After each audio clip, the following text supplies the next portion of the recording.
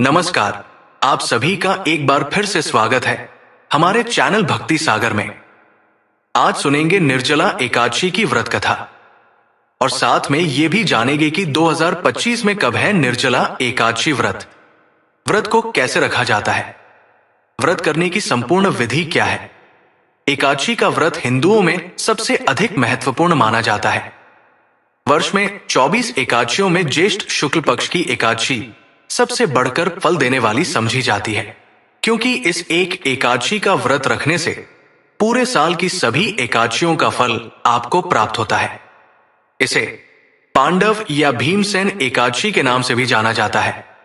आइए सुनते हैं निर्जला एकादशी की व्रत कथा। एक बार पांडवों में सबसे शक्तिशाली भीम ने व्यास जी से कहा है, परम बुद्धिमान पितामह मेरी बात सुनिए। राजा युधिष्ठिर, माता कुंती, द्रौपदी, अर्जुन, नकुल और सहदेव ये सभी एकादशी को कभी भोजन नहीं करते और मुझे भी हमेशा यही कहते हैं कि भीमसेन एकादशी को तुम भी कुछ नहीं खाया करो। परंतु मैं उन लोगों से यही कहता हूं कि मुझे भूख बर्दाश्त नहीं होती। मैं भगवान की शक्ति पूजा आदि तो कर सकता हूं, दान भी दे सकता हूं, परंतु भोजन के बिना मैं नहीं रह सकता हूं।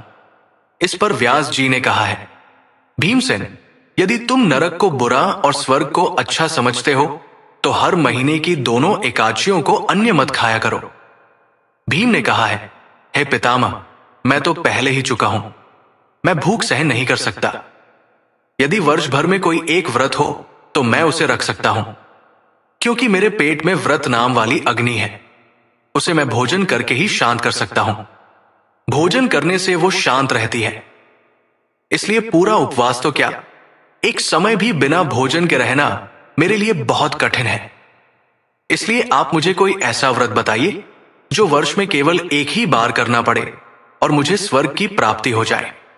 यह सुनकर श्री व्यास जी ने कहा है, पुत्र, बड़े बड़े ऋषियों ने बहुत से शास्त्र आदि बनाए हैं जिनसे बिना धन के थोड़े परिश्रम से ही स्वर्ग की प्राप्ति हो सकती है। इसी प्रकार शास्त्रों में बताया गया है कि दोनों पक्षों की एकादशी का करने से मुक्ति मिल जाती है।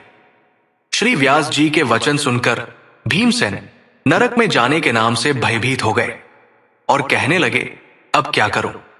महीना में 2 व्रत तो मैं नहीं कर सकता, लेकिन पूरे वर्ष में एक व्रत करने का प्रयत्न अवश्य कर सकता हूं।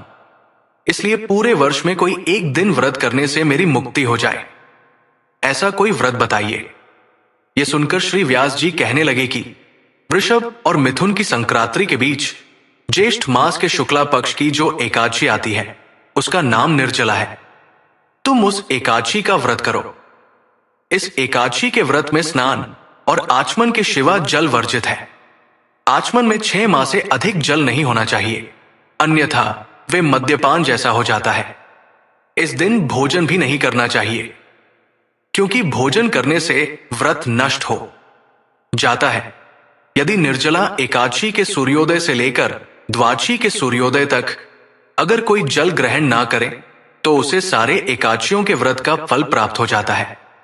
द्वादशी को सूर्योदय से पहले उठकर स्नान आदि करके ब्राह्मण को दान देना चाहिए। इसके बाद भूखे और सच्चे ब्राह्मण को भोजन कराकर आपको भी भोजन कर लेना चाहिए। इसका फल पूरे वर्ष की संपूर्ण एकादशियों के बराबर होता है। व्यास जी कहने लगे, हे भीमसेन, मुझको स्वयं ये बात भगवान नारायण ने बताई है। इस एकादशी का पुण्य समस्त तीर्थों और दानों से अधिक है। केवल एक दिन मनुष्य को निर्जल रहने से उसे समस्त पापों से मुक्ति मिल जाती है। जो मनुष्य निर्जला एकादशी का व्रत करते हैं उनकी मृत्यु के समय यमदूत आकर नहीं घेरते, उन्हें तो भगवान के पार्षद पुष्पक विमान में बिठाकर स्वर्ग ले जाते हैं।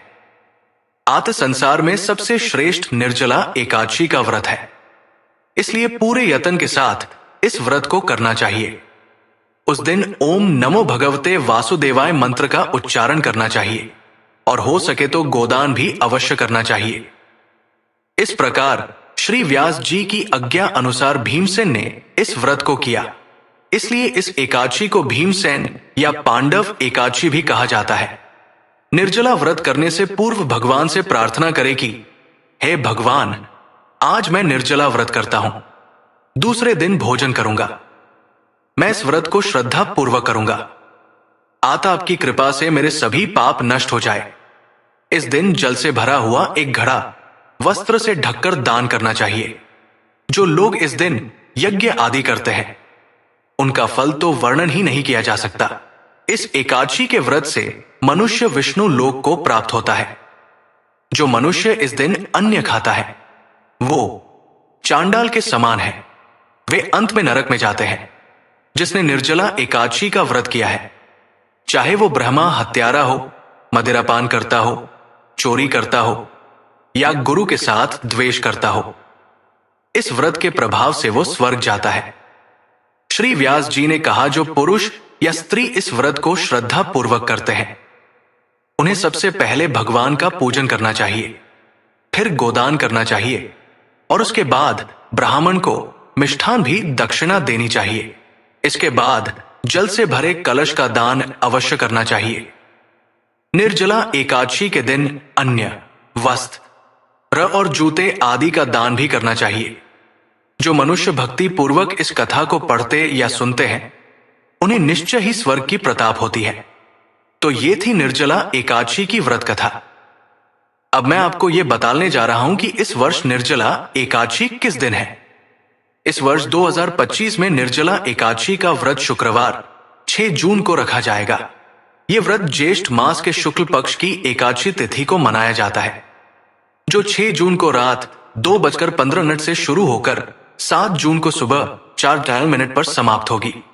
तो दोस्तों, आपको यह कथा कैसी लगी कमेंट बॉक्स में जरूर बताएं और हमारे चैनल भक्ति सागर को सब्सक्राइब करना ना भूलें। धन्यवाद।